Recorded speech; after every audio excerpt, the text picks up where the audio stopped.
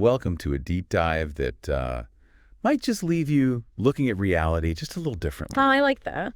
Today we are exploring Hindu cosmology, and specifically creation, destruction, and the very nature of existence. These questions. Big questions. And our guide for this journey is the Brahma Purana, Yes. one of Hinduism's sacred texts.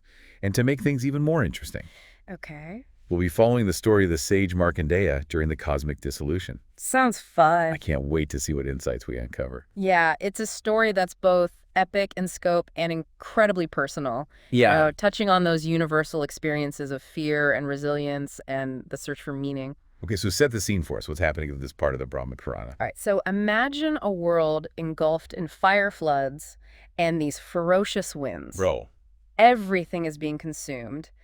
Gods, demons, humans. Everything. Everything. It's the cosmic dissolution pralaya, a total reset button for the universe. Sounds pretty intense. It is. And in all this chaos, the sage Markandeya is the sole survivor. He finds refuge in, of all places, a banyan tree. Yeah. Not just any tree, though, right? Right. It's depicted as this giant divine banyan tree symbolizing, an enduring stability amidst all this chaos. Right. And it's interesting how even a sage who's achieved such spiritual heights still feels fear and seeks shelter during such upheaval. Yeah. Like, what do you think that says about the human experience, even for those seeking enlightenment? Well, I think it shows that facing destruction, whether literal or metaphorical, is an inherently unsettling experience no matter how enlightened you are. Yeah. The instinct to seek refuge, to find something solid to hold on to, seems pretty universal. Yeah, I agree. But it doesn't end there. Markandeya encounters something extraordinary in this banyan tree. He does, as he witnesses the world dissolving around him. Yeah. This divine child appears radiating a brilliance that surpasses countless suns. Wow. And this child is Lord Vishnu, the preserver of the universe. Oh, wow. It's quite a juxtaposition, isn't it? This force responsible for universal order taking the form of a playful child. Why do you think Vishnu appears as a child in this moment? Hmm. It seems almost counterintuitive, given the circumstances. Yeah, there are several possible interpretations. Huh. Some scholars suggest it highlights the innocence and purity of divine creation. Okay. Even amidst destruction. Others see it as emphasizing Vishnu's accessibility and his role as protector and nurturer, even in the face of annihilation. Right. What stands out to you about this choice of form? For me, it's the unexpectedness of it. You Yeah. know? You'd expect a powerful, imposing figure in a moment of cosmic destruction. Right. But instead, it's a child. Yeah. Which adds a layer of wonder and mystery to the narrative. It does. And then this divine child does something even more surprising. Yeah, he invites Markandeya to enter his body for safety. Well, And inside, yeah. Markandeya beholds the entire universe contained within the child's belly mountains. So Oceans, celestial realms, every form of life. that's wild. It's a profound metaphor, wouldn't you say? Absolutely. It's visually stunning. Yes. And points to some core tenets of Hindu cosmology. It's that idea that the divine permeates everything, that everything is interconnected, and that creation itself emerges from and returns to the divine. Right. So Markandeya's experience isn't just this physical journey, Right. but a symbolic one representing this ultimate unity of all things. It sounds almost like a spiritual rebirth, like a return to the source. Exactly. And this experience leaves Markandeya utterly overwhelmed. I can imagine. He emerges faints, and upon awakening, the child prompts him to recount what he saw. Oh, wow. And it's this beautiful illustration of how profound spiritual knowledge often comes through direct experience, guided by divine grace. Then things get really interesting. Oh. Lord Vishnu reveals some profound truths about himself and the nature of reality. Yes, he declares himself the source and essence of everything, the creator, preserver, and destroyer of the universe. Yes. This cyclical nature of existence is really hammered home here. It's not just a one-time event, but an ongoing process of creation and dissolution. Right. But he doesn't stop there. He reveals something even more mind-bending about his nature. Well, he says that he embodies various other deities, Okay. like Brahma, Shiva, Indra, even Yama, the god of death. Oh, wow. And this is a pivotal concept in Hindu thought. It's the unity underlying the apparent diversity of the pantheon. So it's not just that these gods are working together. Yeah. It's that they're fundamentally different expressions of the same divine reality. Exactly. That's a powerful concept, especially considering how often our world focuses on divisions and differences. Absolutely. It's an invitation to look beyond those surface appearances. Yeah. And see the underlying unity that connects everything. Right. A theme that really runs throughout this story. So we have this incredible imagery, the power of direct experience, and this concept of a unified divine force at play. Yeah. What happens next in this cosmic drama? Well, Markandeya, deeply moved by all of this, expresses a desire to build a temple dedicated to Lord Shiva. Okay. Vishnu grants his wish, saying that honoring Shiva is the same as honoring him. Wow. What does that tell us about the relationship between these two seemingly different deities? Well, it reinforces that Shiva and Vishnu, Right. often seen as representing these opposing forces of destruction and preservation, Yeah. are not separate entities, Okay. but two sides of the same coin. Right. It's like saying that the forces of creation and destruction are inseparable, Yeah. essential parts of the same cosmic dance. This deep dive is already proving to be pretty mind-expanding. I know, right? And we're just getting started. I told you. This concept of unity within duality is something I'm definitely going to be pondering. It's powerful. So Vishnu gives Markandeya the go-ahead to build this temple. What happens next? He actually goes a step further Okay. and instructs Markandeya to create a sacred lake Okay. named after the sage Okay. with waters possessing purifying powers. Wow. So he's essentially connecting devotion, He is... sacred spaces, Yeah. and the potential for spiritual liberation. It's all connected. Yeah. But before taking his leave, Okay. Vishnu delivers this final message to Markandeya. He tells him that his survival through the cosmic dissolution and the profound knowledge that he gained Right. were all due to his unwavering devotion. All about devotion. Devotion is key, and then he merges back into the primordial waters, signifying the completion of one cosmic cycle Yeah. and the beginning of a new creation. It's a story packed with symbolism and profound concepts. Yeah. I'm particularly struck by the emphasis on cyclical patterns. It's not just a linear progression, Right. but this continuous dance of creation and dissolution. Yeah. How do you think this idea of cyclical existence might resonate with someone listening today? It's incredibly relevant even in our modern lives. Yeah. I mean, think about it. We experience cycles all the time. Yeah. Relationships begin and end, careers evolve. We face successes and setbacks. Yeah.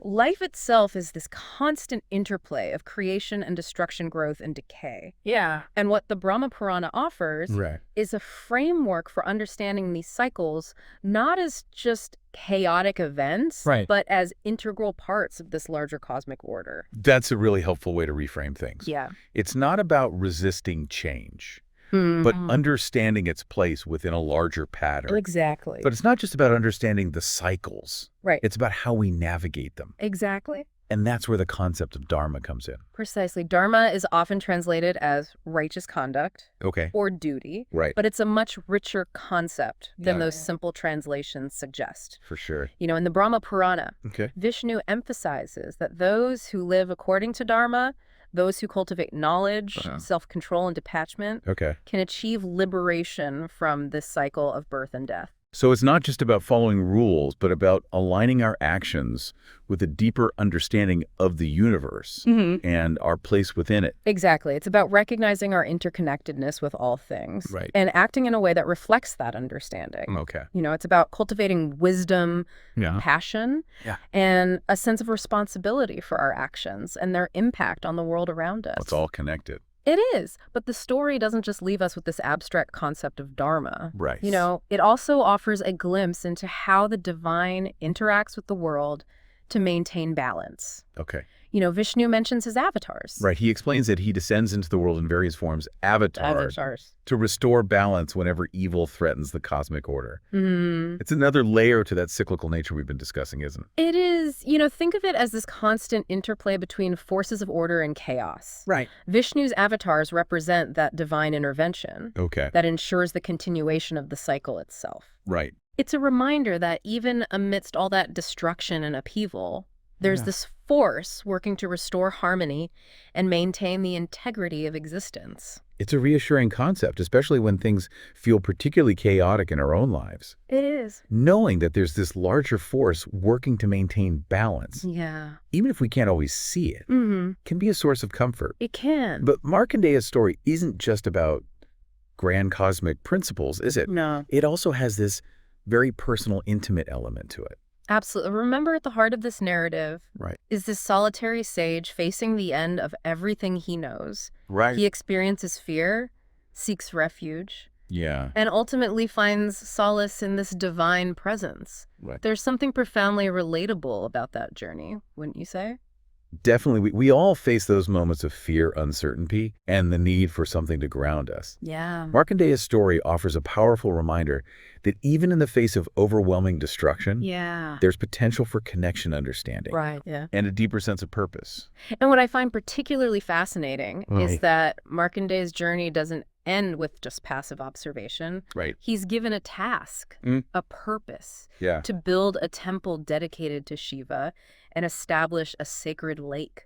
It's interesting that Vishnu specifically instructs him to build a temple to Shiva, especially after emphasizing that they are essentially one. What do you make of that? Well, it's a subtle but powerful message about the nature of devotion and spiritual paths.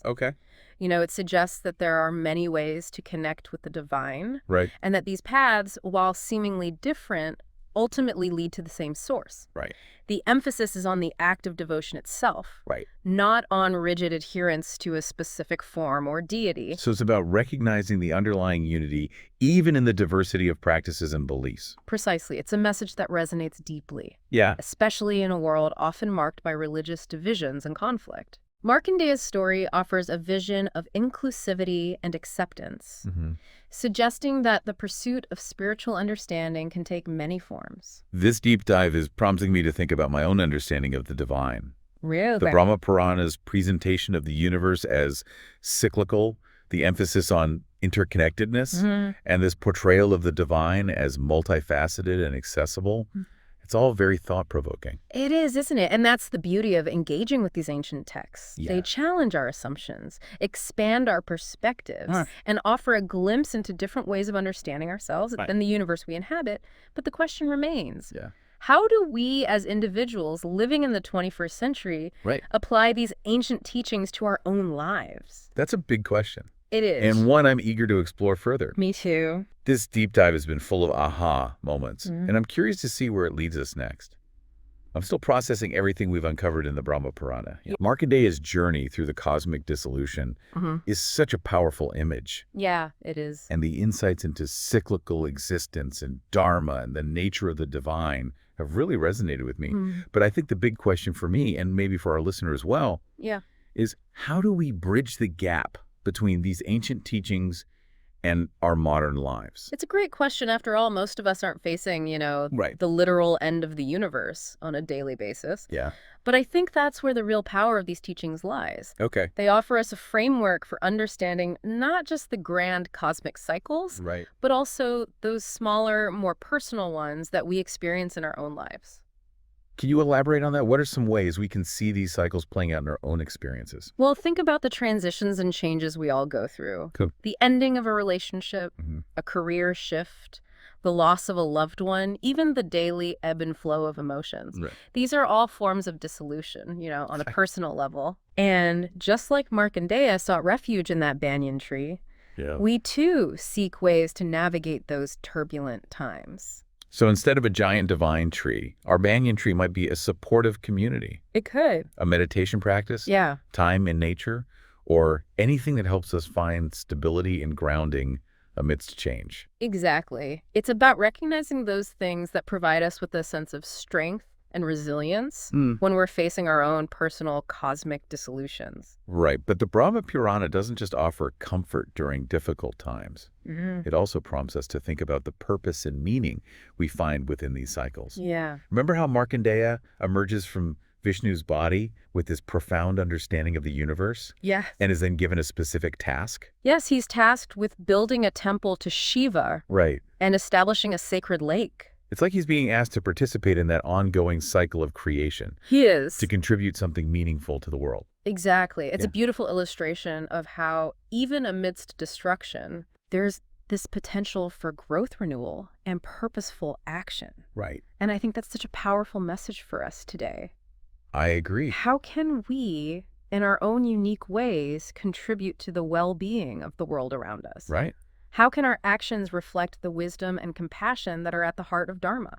It's a call to action. Yes. But it's also a reminder that our actions, no matter how small they may seem, have an impact. They do. It's about aligning our intentions with a larger purpose, something that transcends our individual desires and connects us to the greater good. Yeah, but I'm curious. Okay. You know, the Brahma Purana emphasizes the importance of knowledge, self-control, and detachment as pathways to liberation. Right. How do those concepts translate to a modern context? Right. They can sound a bit daunting, even renunciatory.